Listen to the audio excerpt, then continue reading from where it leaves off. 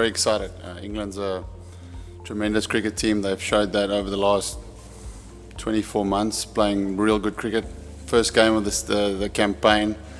Yeah, just for me, it's just excitement. Obviously, England has been the favourites tag, so we're going to have to play some really good cricket. But for us, it's not just the first game. It's a 6-week period, and tomorrow is just the first step. Yeah, I suppose they would be saying what I'd be saying. Whether you're favourites or not, you still have to make sure that you play some good cricket. They deservedly have got the favourites tag because they are the home nation, and they have been playing, like I said before, really, really consistently good cricket. But for me, as I also said earlier, that you're going to face so much different opposition right to this tournament. If you get too focused on the opposition, you can get distracted. So it's just about really trying to stay present in what we can control, and that's how we practice, how we get ourselves ready for games. And then if it means on the day that we have a little bit less pressure on us to try and just go out there and be free and play the way that we want to, because we are going in as underdogs. There's not a lot of people talking about South Africa winning the World Cup. Then if that releases some players in the team, then that's great. Yeah, it does change. As I said, one of our X factors potential that we had was a really, really strong attack in terms of pace. Steyn, Rabada, Ngidi is a real threat in English conditions. So that changes, and as I said to you guys before, that's plan A for the World Cup in terms of our balance, what we're looking to achieve. Now it's just a real reshuffle and looking to plan B and C.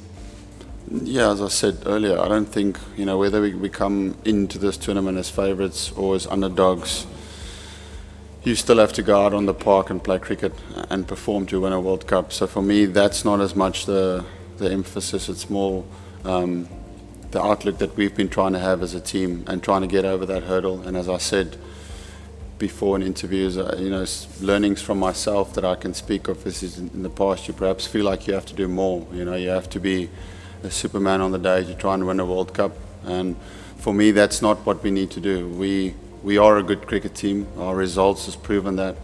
We need to stay present in the fact that what we've got on our team is good enough to beat any team on the day. And trust that, not go away thinking that you need to do, today I need to be the man that scores 180 or 60 balls, because that doesn't give us results. So for me, it's about making sure as a team, as I said, we can just be nice and calm and positive. And even if we make mistakes, to make sure that we completely forget about that mistakes and just come back into the present and focus on what's ahead. I'm still trying to be with the youngsters in the team, my ears still gel this morning, so trying to fit in with the cool kids. Yeah, but like anyone sitting here today, whether you're playing cricket or in business or in life or in sport, it's no different. The older you get, the wiser you get. Being a father now, everything gets put into perspective. Cricket is a very important aspect of all of our lives, but it's not everything. Life, there's a lot more bigger things than winning and losing games of cricket, and that perhaps has changed for me. The fact that I'm not no longer desperate. I want to win cricket games, but I don't need to win them. And I think as a team, hopefully that can filter through. Because no one told me that 4, 5 years, 8 years ago playing in these events, and hopefully that gives the guys and the rest of the team just a little bit of more of a relaxedness to them, that the absolute worst case scenario, you don't make it, and that's okay. Life will go on, and then if players are a little bit more free and can just play their best version of themselves, and that's great. That's all I'm looking for.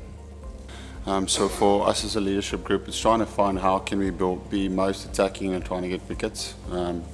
Obviously that was with Dale included, but that changed now. So we'll set up our team to try and make sure we can get guys in the team that can get wickets. There's no point in trying to play a defensive style of cricket against England, because they've shown that they can take any bowling attack on the day. So yeah, we'll try and pick our team to try and be as positive in team selection as possible that we can be.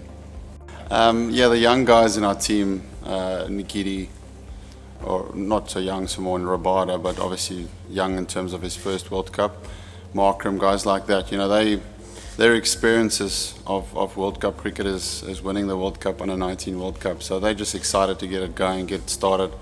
And I think they'll make some huge impacts in this tournament. Rabada and Giddy for us has been really, really good over the last 12 months. So yeah, me personally, really excited to see what the young guys, how well they're going to step up in this tournament. And then the older guys, yeah, as you said, some guys have stated that they finishing up this tournament. But that's not the focus for me. The focus on making sure that we can look at playing the style of cricket we want to do, and whether that guarantees success for some of the older guys or not, that's not the focus. They're here to make sure that they enjoy every day as best as possible. I think when you get a little bit older, that becomes a little bit more natural. You take the pressure of, this is something I have to do or need to do, to something that I love to do. So you go back to that younger version of yourself. So hopefully that will free some of the older guys up a little bit. Yeah, KG's to be a talent like he is, he doesn't need any guidance from me. I can try and speak into him a little bit from a tactical point of view, but I certainly am not trying to tell him how to bowl. He knows much more than I do. So it's just about letting him free. He's a world-class athlete, and what people like him does best is they want a stage to perform, and this World Cup will be a stage for KG to once again show the world what kind of bowler he is. Yeah, Hash, as I said before, it's important to have form. Hash would be saying to you that in the last year he perhaps didn't score the runs that he would have liked. But once again, that's in the past now, and Hash has trained hard over when everyone was at the IPL, trained hard with Dale Benkenstein, and definitely looking really good in the first two warm-up games, looking like the Hash that we know. He loves batting in England, so yeah, he's certainly back to where we wanted him to be, so that's great for us as a team.